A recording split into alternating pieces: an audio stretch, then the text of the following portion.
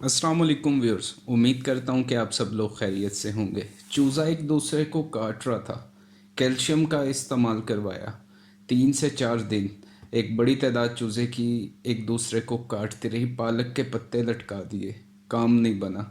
फिर किसी ने कहा कि नमक घोल के पिलाएं, तो नमक को घोल के पिलाया तो चूज़े ने एक दूसरे को काटना बंद कर दिया। 1-2 दिन ये सिलसिला चलता रहा। नमक चूज़े को पिलाते रहे, चूज़े ने काटा नहीं। अब चूज़े ने काटना तो बंद कर दिया, अमवात उसकी शुरू हो चुकी हैं और समझ में नहीं आ रहा। आज का जो हमारा टॉपिक है, आपको मैं बताऊंगा कि चूज़े के काटने की वजह और नमक का और कैल्शियम का इसमें क्या किरदार है। तो साहब से मैंने ये गुजारिश की कि हम इंसान हैं, एक मुर्गी से अच्छा हमारा मज़बूत निज़ाम है। आप 2 चम्मच नमक के 1 गिलास पानी में डिज़ोल्व करके उसे पी लो। पीने के बाद 5 या 6 मिनट में मुझे अपनी ज़रा तबीयत बताना। जिस तरह पहले चुस्त थे, एक्टिव थे, तो अब जिस्म में एकदम से क्या तब्दीली आ रही है। तो उनको जल्दी समझ में आ गई ये बात। इसी तरह चूज़े के साथ भी है। सोडियम की मिकदार जब आप अपने चूज़े की मुतवाज़िन ग़िज़ा के अलावा उसको देना शुरू करते हो, काटने का एक देसी टोटका जिसे फार्मर समझते हैं, तो आप चूज़े का सत्यानाश कर देते हो।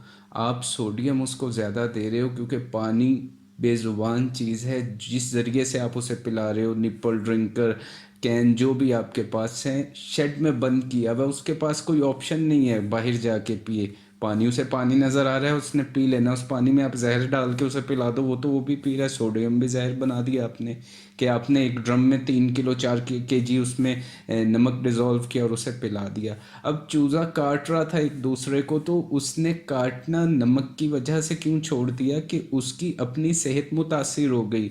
उसमें जो फुर्तीलापन था वो ख़त्म हो गया। उसे अब काटना छोड़ के अपनी ज़िंदगी की पड़ गई। वो तो हिल जुल सकता ही नहीं है, तो वो काटेगा क्या एक दूसरे को।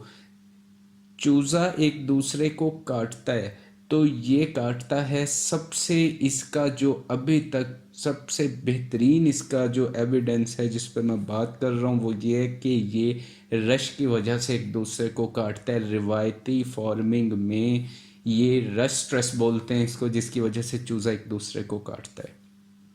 इब्तदाई दिनों में इसकी चोंच काट दी जाती है कि कोई और रास्ता नहीं होता कि इसका बाइट का जो ग्रिप है उसको ख़त्म कर दिया जाए। थोड़ा वक्त गुजरता है, वो बढ़ जाती है, फिर इसको डिबेकिंग बोलते हैं, फिर ये अमल दोहराया जाता है। इस तरह फिर ये अमल दोहराया जाता है। मुर्गी अंडे पे आ जाती है, बड़ी हो गई, उसके साथ भी ये किया जाता है। तो इसका इसकी वजह ये नहीं है। कैल्शियम की कमी की वजह से चूज़ा नहीं नोच रहा एक दूसरे को। पालक ज़्यादा मिकदार में दे रहे हो आप, तो वो भी यही काम करेगा जो सोडियम आपने ज़्यादा उसको बर्ड को पिला दिया। दोनों एक ही काम करेंगे। उसके किडनी को, उसकी जो यूरिनरी ट्रैक है उसको तबाह करेंगे। दोनों के दोनों मिलके करेंगे। पूरे का पूरा उसका डाइजेस्टिव सिस्टम हिला देंगे। ये आपने बहुत मिकदार बढ़ा दी। इसका हल क्या है? सबसे बेहतरीन इसका हल है, रिवायती फार्मिंग में आप चूज़े को उसकी गुंजाइश से थोड़ी ज़्यादा जगह दे दो। शेड अगर आपका 4,000 चूज़े का है तो आप 4,000 नहीं डालो, आप 3,000 से कर लो, 3,500 से कर लो। लेकिन आप उसको, लोग क्या करते हैं, 4,000 की कैपेसिटी है जी, चूज़े भी तो मर जाएंगे, वो 5,000 डाल देते हैं। चलो कुछ हम बीच में से इसे सेल कर देंगे। और ये इस तरह क्या होता है, रश बढ़ जाता है। शेड क्योंकि फ्री रेंज साथ कोई प्लॉट आपने अटैच नहीं किया हुआ, उसमें आपके पास कोई दूसरा ऑप्शन नहीं है। तो चूज़े का एक दूसरे को खाना, नोचना, ज़ाया करना, इसकी वजह है रश। फ्री रेंज फार्मिंग के अंदर बर्ड जवान भी हो जाता है, अंडे भी देता रहता है, ये चोंच काटने का अमल नहीं करना पड़ता। बाहर जाता है, उसकी तवज्जो डाइवर्ट होती है, स्ट्रेस में नहीं आता, रश नहीं होता। अगर हम एक इंसान भी ऐसे हों कि एक कमरे में बंद कर दिया जाए, खुराक भी दी जाए, पानी भी दी जाए, गुंजाइश है 2 लोगों की, और उसमें आप 4 लोगों को बिठा दो, तो वो क्या करेंगे? आपस में एक दूसरे को ही नुकसान पहुंचाएंगे। एक वक्त तक तो रहेंगे, फिर क्या होगा कि जब मेंटली स्ट्रेस होगा तो ये करेंगे। यही बर्ड के साथ हो रहा है। दिए जा रहे हैं हम उसे कैल्शियम घोल घोल के, घोल घोल के। तो ज़्यादती किसी चीज़ की भी करेंगे, मैं बार बार ये कहता हूँ कि sense of everything is bad. ہمیں بچنا ہے اس چیز سے، وجہ سمجھنی ہے. وجہ آپ کو یہ آج شعور دیا جا رہا ہے کہ وجہ ہے رش اسٹریس کا. اگر یہ نہیں ہوگا تو چوزے کا کبھی بھی ایک دوسرے کو کاٹنے کا عمل آپ کمرشل فارمنگ میں نہیں دیکھو گے. برائلر تو ویسے نہیں کاٹتا. یہ گولڈن مسٹری، وائٹ لیگون ہو گئی، یہ دوسری جتنی بھی مکس بریڈز ہیں ساری، ان کے ساتھ یہ مسائل کھڑے ہوتے ہیں. 12-13 دن کے اندر چوزے کو جو ہے وہ چونچ اس کی کٹا دی جاتی ہے. میں پریکٹیکلی آپ کو بتا رہا ہوں کہ ہم ایسا نہیں کرتے. جب کرتے ہیں جب کوئی آپشن نہ ہو، جگہ ہیٹ بہت زیادہ بڑھ گئی، جگہ کم ہے، چوزے کو عادت پڑ گئی. اب یہ بھی ایک چیز واضح کر دوں کہ جب عادت پڑ جائے، جب یہ عمل شروع ہو جائے، تو پھر بھی کوئی آپ جگہ کو پھر یہ کھول بھی دو تو پھر بھی چوزے اتنے اگریسو ہو جاتے ہیں کہ وہ پکڑتے ہیں ایک دوسرے کو. ان کی عادت بن جاتی ہے، پھر چونچ کاٹنے کے علاوہ حل نہیں ہوتا. آپ نے شروع دن سے یہ چیز لے کے چلنی ہے کہ رش نہیں بڑھنے دینا اپنے شیڈ میں. 4 اسکوائر فٹ، 1 اسکوائر فٹ میں 4 چوزے ڈالتے ہیں، آپ 1 اسکوائر فٹ میں 3 کر دو. کیونکہ آپ نے جب بروڈنگ کرا رہے ہو، شیڈ تو آپ کے پاس ہے.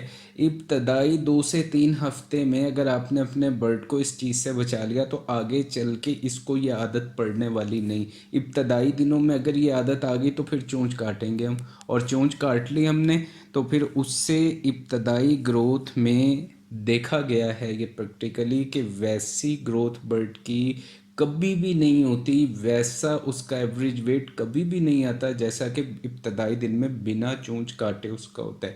جو امیونٹی اس کا ڈیولپ بنا چونچ کاٹے ہوتا ہے وہ چونچ کاٹ کے نہیں ہوتا. پہلے ابتدائی 3 ہفتے چوزا اپنا امیونٹی ڈیولپ کر رہا ہوتا ہے، کیونکہ اور اس کو بہت زیادہ چیلنجز فیس کرنے پڑتے ہیں. ٹائیفائڈ، سالمونیلا عام ہو چکا ہے یہاں پاکستان میں ہمارے ہاں، اس کی ہمیں پریونٹیو تھراپی کرا رہے ہوتے ہیں. تو اینٹی بایوٹک بذات خود جو ہے وہ امیونٹی پہ نیگیٹو امپیکٹ وہ کرتی ہیں، منفی اثرات مرتب کرتی ہیں. تو اس کے ساتھ ساتھ جب ہم یہ چونچ کاٹنے کا عمل بھی کر دیتے ہیں تو کیا ہوتا ہے کہ امیونٹی اس کا ویک رہتا ہے. ویکسینز کی ایکسرسائز کرا کے، وائٹامن دے کے بھی ہم اس کا امیونٹی وہ بنا سکتے ہی نہیں ہیں، اور دواؤں کے سہارے ہمیں پھر اپنی فارمنگ چلانی پڑتی ہے. تو آپ کا سب سے بڑی چیز آپ کو میں نے آج یہ بتائی کہ اپنا یہ دماغ کو کلیئر کر لو کہ کیلشیم کی ڈیفیشنسی میں چوزا ایک دوسرے کو نہیں پکڑتا، کھاتا نہیں ہے، کاٹتا نہیں ہے، ضائع نہیں کرتا. کسی وائٹامن کی ڈیفیشنسی سے ایک دوسرے کو نوچتا نہیں ہے. یہ نوچتا ہے رش کی وجہ سے.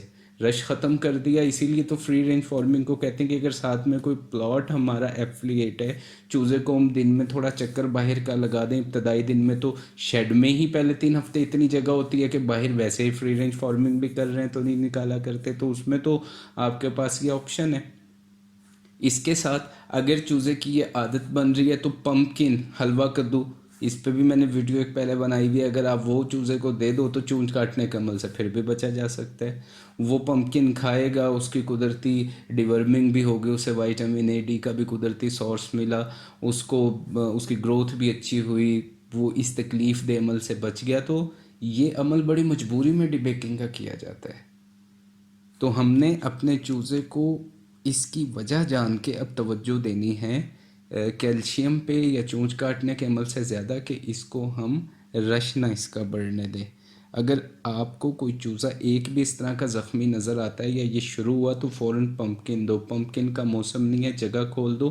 کوئی برسیم ہے، سردی کے موسم میں پمپکن نہیں ہوا کرتا، برسیم مل جاتی ہے، اس کے پتے نرم ہوتے ہیں، وہ جگہ جگہ پہ ٹانگ دو. اور اس کو آپ دیکھو ذرا غور سے کہ ایک چوزا زخمی نکلا اس کے بعد تو کوئی نہیں ہوا. اگر آپ دیکھو کہ 4-5 اس طرح کے اب نکل آئے تو پھر اب سمجھو کہ اب اس کا حل برسیم کو ٹانگنا نہیں ہے، اب اس کو عادت پڑ چکی ہے، اب ہمیں ڈی بیکنگ کی طرف جانا پڑے گا. لیکن اگر ہم بچا لیں اپنے چوزے کو ڈی بیکنگ سے تو بہت بڑا فائدہ ہے اس کا.